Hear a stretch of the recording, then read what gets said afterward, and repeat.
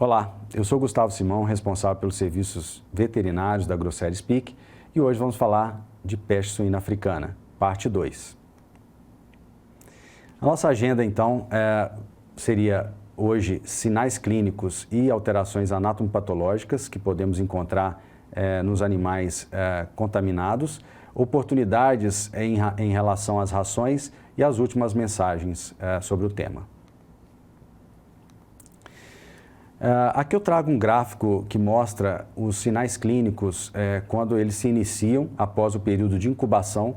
Então, essas diferentes cores são sinais clínicos diferentes. Então, a gente tem ali vômito, aborto, casos novos clínicos, né? Eutanásias que foram feitas, mortes, febre e também anorexia, né? O animal não se alimentou. Então, 5 a 7 dias do vírus ingressar ou contaminar esse rebanho, com certeza vai passar despercebido pelo tratador e também pelo responsável técnico da granja. 13 dias antes de começarem os sinais clínicos mais evidentes, alguma dúvida começa a surgir, ou algumas alertas começam a ter do ponto de vista clínico. E quando começa a aparecer os principais sinais clínicos, é onde acontece o alerta, onde chama maior atenção e é onde que normalmente aí é feita a comunicação para o veterinário responsável. E nesse momento, eu coloquei aqui um alto-falante cortado, que muitas vezes, em alguns países, ocorrem que os produtores, eles tendem a não notificar. E aí, por medo de perder o rebanho ou de não receber o correto valor pelo seu animal. E aí, indenizações, quero dizer. E aí, esses animais são enviados para o frigorífico e é onde começa aí a perda de controle do surto. Então, chega ao abate e toda aquela rota que a gente falou na parte 1, ela vai desencadear. Quais são os principais sinais clínicos de um animal recém-infectado pela peste suína africana, pelo vírus da peste suína africana? A febre, ela é um sinal clínico que chama muito a atenção. O animal fica muito febril e também começam a ter lesões de hemorragias na pele, que a gente chama aí de orelhas, por exemplo, avermelhadas, né, cianóticas, e também acontece a perda de apetite, abortos, né, vômitos, diarreia, perda de coordenação e hemorragias, como eu disse, na pele, é o que chama mais atenção. Porém, nós temos algumas outras doenças que também são de características hemorrágicas, sistêmicas, e a gente tem que ter esse cuidado e não deixar de notificar, não deixar de gerar esse alerta, mesmo sendo talvez um agente endêmico ao Brasil. Outro ponto que eu gostaria de chamar a atenção é sobre a biocontenção. A biocontenção é a gente pensar que uma granja suspeita, ela precisa ser tratada como positiva até que prove o contrário, até que termine as investigações. Então, todas as necrópsias, é claro que uma foto dessa aí não é a realidade de campo, né, que eu trago aqui, mas é só para mostrar a importância que é fazer uma necrópsia limpa, uma necrópsia sem ter muitos derramamentos de fluidos corporais, porque isso vai também ajudar a não contaminar utensílios, a não contaminar o ambiente e conter caso a granja esteja positiva. Então, cortes pequenos, amostras principalmente de baço, são excelentes amostras para a confirmação do diagnóstico.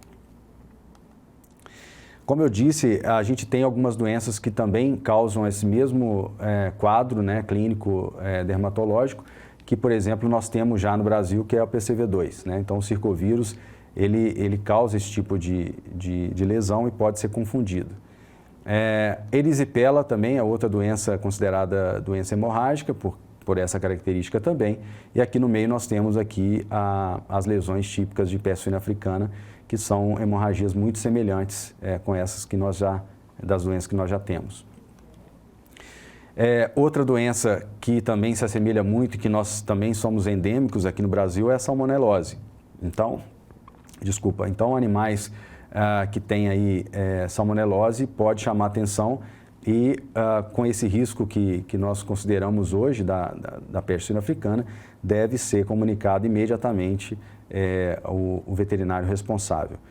Outra doença que nós não temos no Brasil, mas também se assemelha muito a esse quadro, é a doença da Pierce, né? O vírus da Pierce. E aqui outra foto da peste suína africana, mostrando aqui as hemorragias e as orelhas vermelho-púrpura, né? E cianóticas. Agora, passando para os achados anatomopatológicos, quando a gente abre um animal e vai fazer uma necrópsia, a gente tem ali alterações nos órgãos, né? E o que chama bastante atenção são os linfonodos, por exemplo, o linfonodo gastrohepático hemorrágico, né? A gente pode ver ali pela foto, pela seta azul, sendo identificado ali um linfonodo bem hemorrágico e aqui em maior aumento também bem evidente, é um quadro que a gente não vê normalmente em outras doenças, então pode ser identificado e pode chamar a atenção. O coração hemorragias generalizadas também no coração, hemorragias epicárdicas, também são achados anatomopatológicos para a peste suína africana. A linfadenite granulomatosa, linfonodos renais hemorrágicos, a gente pode ver ali alguns pontinhos mais escuros, ali são os linfonodos hemorrágicos, bem ali no meio da carcaça. A gente também pode achar edema perirenal nos rins, com inúmeras petecas hemorrágicas, que a gente pode ver com mais detalhes aqui. São petecas bem parecidas quando a gente encontra nos casos de circovirose também. Outro achado que não é muito comum aí em outras doenças de diagnóstico diferencial é o edema de parede da vesícula biliar. Também é um achado muito importante que deve ser considerado. Edemas pulmonares intensos, né, entre os lóbulos e também espuma na traqueia também é muito importante identificar e também comunicar caso tenha esses achados. A esplenomegalia é um clássico também no caso de peste suína africana e também peste suína clássica. Então, o aumento do baço ele pode ser por outros fatores, mas assim, sempre que achar tem que ser chamado a atenção e olhar todo o contexto ali da granja para se tomar a decisão de avisar o veterinário responsável ou não. E aqui, pessoal, passando para oportunidades em relação às rações, eu trago aqui 2 estudos bem interessantes. Foi publicado no ano passado, 2020, pela equipe do Scott Dee, da Pipestone. Eles encontraram resultados muito interessantes na inativação do vírus, utilizando alguns aditivos à base de ácidos orgânicos na ração.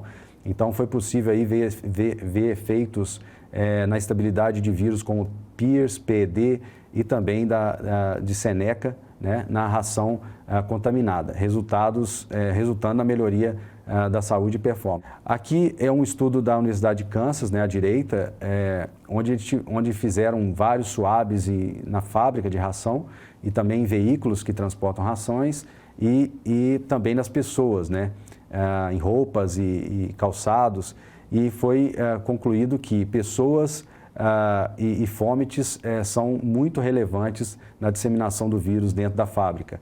Então, de 2.328 amostras analisadas, 17 amostras deram positivas e dentro desse universo de 17, os caminhões de ração foram os que mais representaram, com 41% dos positivos, pessoas com 12% e ali swabs de superfície que têm contato com a ração em torno de 18% e as que não têm contato com a ração, 23% de positivos.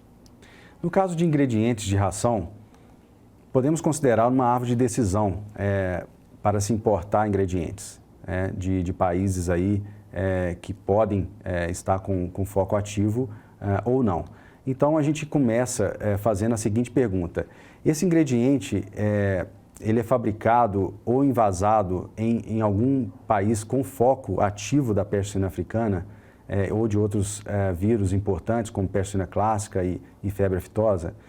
Se a resposta é não, a gente tem um baixo risco.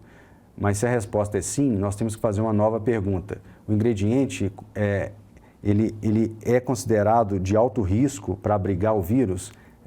Se a gente tem a resposta como não, é um ingrediente que não tem essa propriedade, ele é de menor risco. Porém, se tem sim essa chance, a gente parte para uma nova pergunta, que é: o ingrediente está sujeito a procedimentos de mitigação de riscos, como tratamento químico, tratamento térmico, para reduzir os riscos de contaminação? Se sim, aí a gente tem aqui um risco moderado, né, porque já passou por processo. Agora, se não, ele é considerado um ingrediente de alto risco para a fábrica e deve ser considerado aí mais pelo menos 2 ações de mitigação de risco na chegada desse ingrediente na fábrica.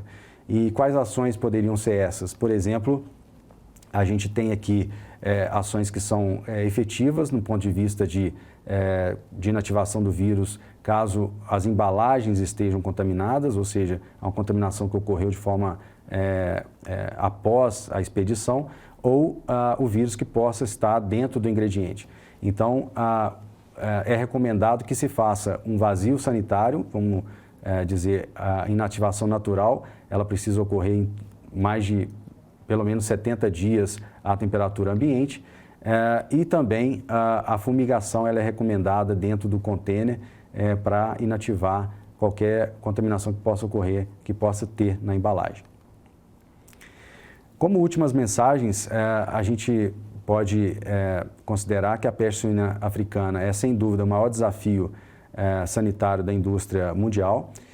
Países que ainda são livres devem unir todas as forças para prevenir, tanto a iniciativa pública quanto a privada.